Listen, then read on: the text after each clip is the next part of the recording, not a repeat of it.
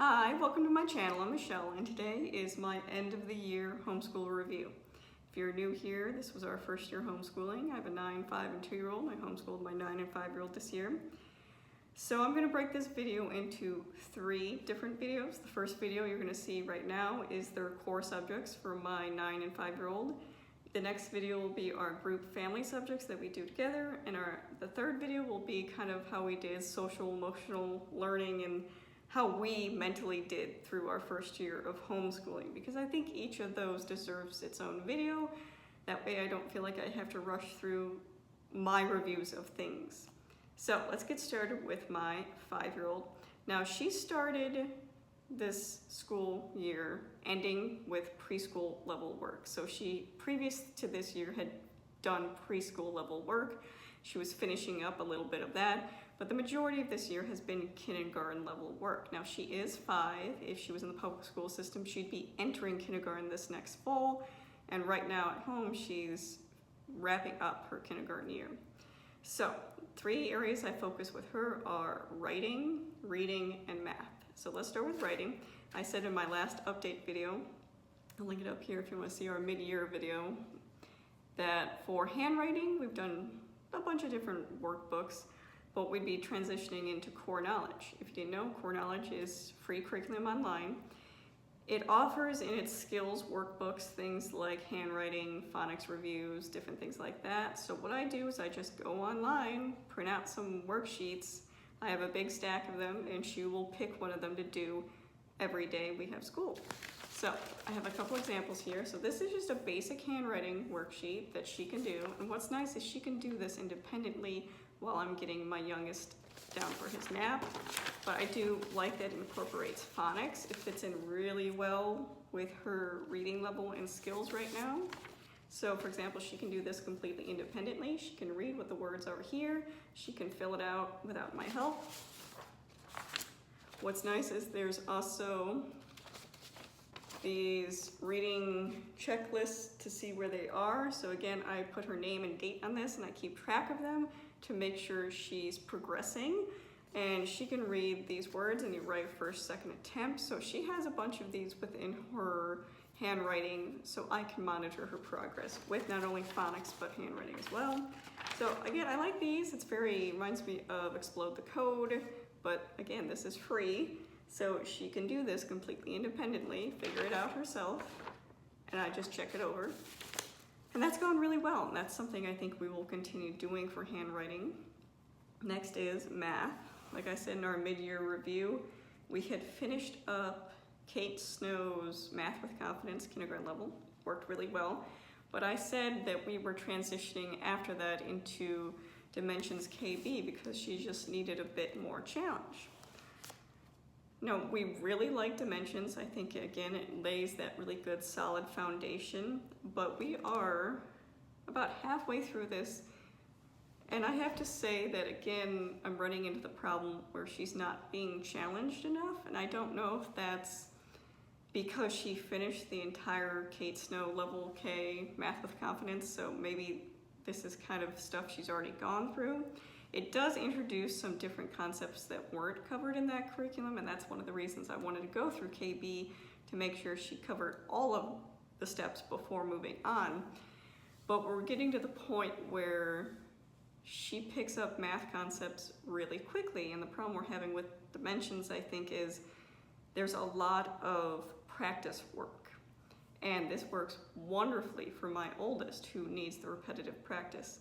But my 5-year-old, like I said, seems to catch on to the concepts really quickly and does not necessarily need maybe the textbook and workbook, both sets of problems. Now again, they're only like a page or 2 long, so it's nothing overwhelming, but I have found that if I give her the workbook page, so for example,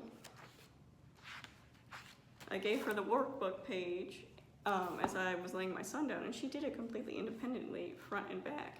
And especially since number bonds, she was getting kind of, I don't want to say bored, but the repetitiveness of it was getting kind of frustrating to her because she knew it. She wanted to move on to something more, which is completely polar opposite to my oldest. So it's interesting juggling those different strengths and weaknesses. So I'm curious to see if dementia is going to be more challenging to her when she gets into 1A. So for example, one of the things that the activities was to set up some addition problems. So I gave her a magnet board with the numbers and the additions and equal sign. And I told her to set up a math problem, an addition problem, and I would be back to check on it because I was helping my oldest with her math. I come back and I was expecting her to do a simple math problem like, 4 plus 2. No, she decided to do 15 plus 8, and she had the correct answer. So I was like, okay. And then most recently, the activity was to set up a number of addition problems. So I think we had 4 addition problems on the board, and it was, again, some harder addition problems, I would think, for that age group. So like 6 plus 9, I know 6, 7, 8, 9 are kind of the harder ones to do for addition facts and things like that. So she had, 5 plus 7, things like that. And the interesting thing is she was able to do mental math with them. Now, we did go over mental math strategies in Kate Snow, so it could have been from that, the math with confidence. But she was very quickly able to do it in her head without any counters or any visuals. So I'm wondering if this is just too easy for her and we need to move on to something else. I don't know. I would love your guys' advice if you've ever encountered this, because it's my first time encountering this with math. We've always had the opposite, where it's more of a struggle. So if you have any suggestions on if 1A is more challenging, if I need to supplement something that's a little bit more, that's going to be more rigorous for her, I don't know. I really like dimensions. I think it's a good foundation, but for her, it seems like she needs something a little quicker. And I'm wondering if it's gonna pick up pace in first grade when we go to 1A. That is our next step, unless I find something better before then. So on to reading. So she is, again, finishing this up. She's about 3/4 of the way through this. And I think it's gone well. She finished this entire reader by herself. She can pick this up, and she'll sound out some of the words still. For most of it, she can read it without having to sound out every single word, which is really nice. The one thing I've noticed, though, because All About Reading has these worksheets. Now, I've found that she has a difficulty with focusing on the words, and it's nothing to do with her age. I know a lot of people think, oh, she's 5, attention span it's something more than that. I definitely think she deals with some kind of neurodiversity. Nothing that we've been able to pin down yet, because again, her age, people don't really want to diagnose a 5-year-old with many things. But for example, we'll go through these words here, and after every single word, after she says it, she'll go off on a tangent on what that word means. So if we talk about hill, she'll go off on a tangent for like 3 minutes about a time she was on a hill, or just off in her own little world kind of thing. And every single word she does that. I have to redirect her focus, because I don't mind talking about the context of the word, because I think that will help her understand it better. But it's kind of like going off, and I have to refocus her. Now, when she's reading the story, it's not as bad. If she's reading the story, she will get through the sentence, and we'll go off on that tangent. But I've noticed that it's increasingly frustrating when we're going through the word list to practice for the stories, that it's off in these little tangents. So if you have any advice on that, I would love it, because again, my oldest excelled with reading and it was easy, and struggled with math. Now I have a 5-year-old who's excelling in math and struggling with that aspect of it. Just being able to get her to focus on it long enough to read it. And it's funny, because even with her little tangents, she'll read the words or the story and completely have the reading comprehension of it. She'll understand what happened in the story. She will be able to answer the questions I have for her, but she just goes off in these little tangents a lot. So on top of that, we are working through the Starfold books I got. So yes, I got these in you can see that in the Easter basket haul. But again, she can pick up a lot of these and just read a sentence. And it's interesting because one day she'll just read an entire sentence without sounding a single word out. A couple days later, it'll be like sounding every single word out. So it's just, the consistency is not there, and I'm not sure how to help with that. It's just like she has really on days and really off days. But that is my 5-year-old. And again, I think she's doing really well, especially for her age and her level. I'm just starting to notice her individual strengths and weaknesses and figuring out how to help with those, because she's not just the little preschooler anymore. She's getting to the age and stage where she needs more direct time with me, and I need to also be mindful of where she's at and make sure I am giving her a curriculum that is at the right level and challenging enough for her so she doesn't get bored. I think it's very easy. I think the Mama Librarian said this in one of her recent videos, how easy it is when you're dealing with a struggling child to forget about the child that's excelling and needs more. So that is definitely our focus that I need to work on. So next is my 9-year-old. So she finished her 3rd grade year. And again, this was her first year homeschooling. So we will start with her vocab. Now, she did Wordly Wise 2, and she finished the book 3 this year. And I thought it went really well, and she did the test booklet. What's interesting about the test booklet is when she did it completely independently, and most of the time got every single one right. And if she did miss one, that was about it. She'd miss one. So I think the vocab, she's really getting well, but that doesn't surprise me because she reads a ton, and I think that's probably the best way to be exposed to vocabulary. My only thing with this I would say break it up. We did book 2 and book 3, and by, I would say 3/4 of the way through book 3, she's kind of like, okay, this is getting a bit repetitive, and it just wasn't as enjoyable. So I would probably break it up, and that's what I plan on doing for next year for 4th grade, is breaking up some of the stuff so it's not the same thing every day. But that was good for her. The next is math. Again, dimensions has been wonderful for her. She will finish 2B probably early summer. And again, she started even though she was in 3rd grade, she started at level 2 because of the gaps left by the public school system. But she has a lot of confidence with this. I've talked about this in a link above, our math journey. It's gone really well. And again, much like my younger daughter, she can go through the tests independently and gets the majority of them right. So I know she's mastering and understanding the concept that's being taught. And what's really nice is I keep this as kind of like a portfolio record, because again, this is work she is doing completely independently. So I think it shows a good example of what she's capable of and what she has learned. Right now we are just getting into fractions and adding fractions, and I think Dimensions is doing an awesome job explaining fractions. I know myself, I struggled with it in school.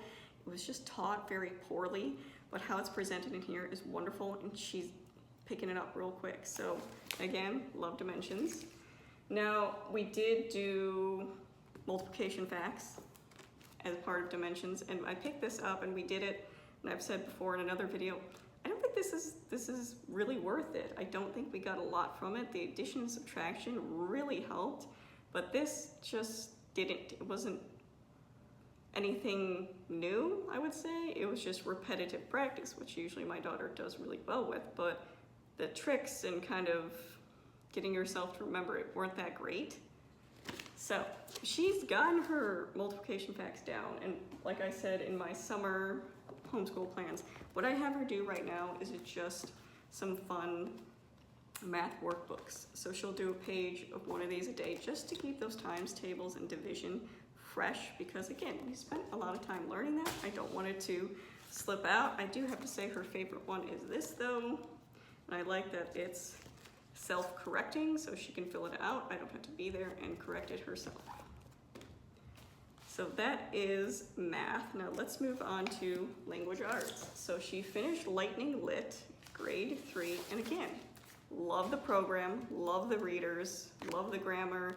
Composition's weaker, but still, I think, in acceptable ranges. Although I did recently hear in a video that they plan on revamping the composition part because a lot of people had some complaints about it being weaker, so I think that's promising. I look forward to see how that turns out. But wonderful, she could read all the books independently because they were at age level for where she is. She liked the majority of them. The only one she didn't was The Wheel on the School. She found that one a bit boring, but again, she still read it. It's nice that she got exposure to different books she normally wouldn't have picked up herself.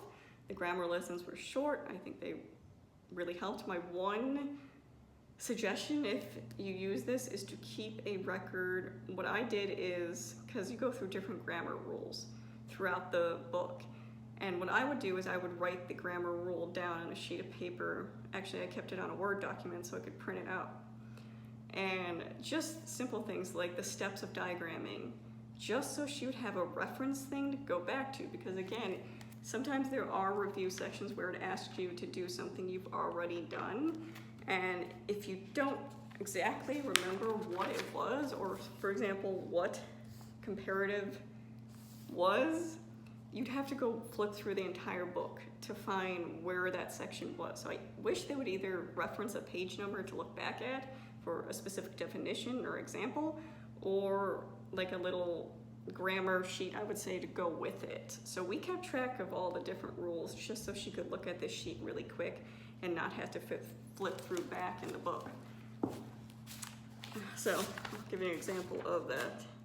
I made a little steps in the diagramming and different things like that, rules to remember. So I made her a little sheet that she could look back on and save herself some time. But again, I don't think a lot of the grammar rules are meant to be memorized. A lot of them just are weird or don't make sense. And it says in the book, memorization is not the point, especially when you're using the grammar in context with their reading. It really helps them understand the concept better. So again, really enjoy this. We will move into level 4 after this. So on top of grammar, with that, we have been working through Michael Clay Thompson, the Grammar Island level, the Island level. Now, we did pause this for a bit because she did really well with parts of a speech, but when we got to parts of a sentence and phrases, we had to pause, I think because it was just a little confusing for her. I think we waited until we caught up with some of those concepts in Lightning Lit, so they're kind of hand in hand being taught at the same time. But things like talking about direct object, indirect object in a sentence were just a little bit over her head and, you know, kind of clouded over in her eyes when we talked about it. So I think I just had to wait to the right point where she was ready for that information. And we tried again and bam, it clicked. So I think some of it is just being developmentally ready. But she really enjoys these little side stories where the words are taking place of something. So for example, the dog is being modified by a color, and it's very abstract thinking, and I can understand why a lot of kids would be like, that's weird or I don't like it, but she actually is very into it, and I think it helps her remember the concepts well. So I do plan to continue going through this, but if you do come apart or across a part where it seems like it's just not clicking, I'm curious if it's just a developmental thing where they're just not ready to go there. But again, Lightning Lit did a good job explaining things. Grammar Island, I think, really cemented those ideas. The only thing I don't think they do well is have practice with it. So it talks about a concept, it shows you the concept, and it has 1 or 2 examples, but my daughter is definitely one that thrives from practice. That's why I think the combination of both really cements the ideas for her. But we will continue that as well. So the last thing we worked on when we finished Lightning Lit grade 3, I told YouTube that I wanted to start a more intensive writing program. We chose IEW, and we are on, I believe, week 9, and it's going well. Now, I'm not gonna say there's never pushback or resistance from my daughter, but I want you to understand why there's pushback and resistance. It is because this, for the first time, she's being asked to write a lot. And it's not beyond her abilities, but getting over that mental block that I can't do this is something we're continually working on in many subjects in our school, just because I don't know if that's just how she is or how the public school was, but getting over this mental block that I can't do this. She'll see For example, it comes with a breakdown of what you do every day, which is really nice because my daughter is definitely one of those list makers, much like me. So it's completely doable. But when you're looking at something like this as a source text, it can seem overwhelming. And getting that feeling like, oh, it's a lot, I can't do this.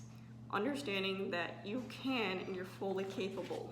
So that is, and it's not every single assignment we get that pushback with, but sometimes I do notice that she gives me some of that just because she's never been asked to do it before. She's being challenged in her writing. She's being asked to grow as a writer, and that's something new. And my daughter's not one for, she's very hesitant with new things. But I wanted to show you. So this is a writing sample from the beginning of the year. This is an assignment she did with Lightning Lit. Now, she did this, I think a couple weeks ago. This was a writing from week 7. So what she had to do for this is, again, it's broken down. She watches a video the first day, watches a video the second day. They make so the assignment here was to retelling narrative stories. So they read this on the video together, this entire story, and then they have to be able to retell. They have to be able to take the main sections from it, keywords, and be able to write their own sentences, which again, this is something she was struggling with, that going from it's in your head, how do you get it on paper? And this is working wonderfully for that. So she made a story sequence on the video with the teacher and the class, and then she's able to take that and independently turn it into her own writing. And what I really like about this is it comes with, again, a checklist. My kid's all about the checklist. But for example, it's asking her to, in each of these paragraphs, there's 3 paragraphs in here, to have an ly adverb, a who or a which clause, and a strong verb. And she has to underline them. And she's capable of doing that herself. And it's funny because when she finished this, she asked me, she's like, Mom, do you think we can send this to someone else? I'm like, what do you mean? She's like, you know, this is a really good example of what I can do. Can we send it to someone? I'm like, sure, let's send it to your grandpa. He's a high school teacher. I'm like, let's send it to your aunt. She's an elementary school teacher. Like, just to give her that affirmation that she's doing wonderfully. And it's funny because she will self-correct herself now, because she does a rough draft and then she gives it to me and I do corrections, and then she does a final draft. She will self-correct herself before where she wouldn't. She'll make sure she's not putting, she had this habit where she would write capital letters where they didn't need to be because she forgot what the lowercase version of it was. So like a capital R where there should be a lowercase r. She's paying attention to, if it's a person, place, or thing, a specific one, a proper noun, she's capitalizing. She's self-correcting herself, which is amazing. And she's paying attention to it. And what's most important is she's proud of the work she's done. She knows she has that little bit of hesitancy to begin with, saying, can I really do this?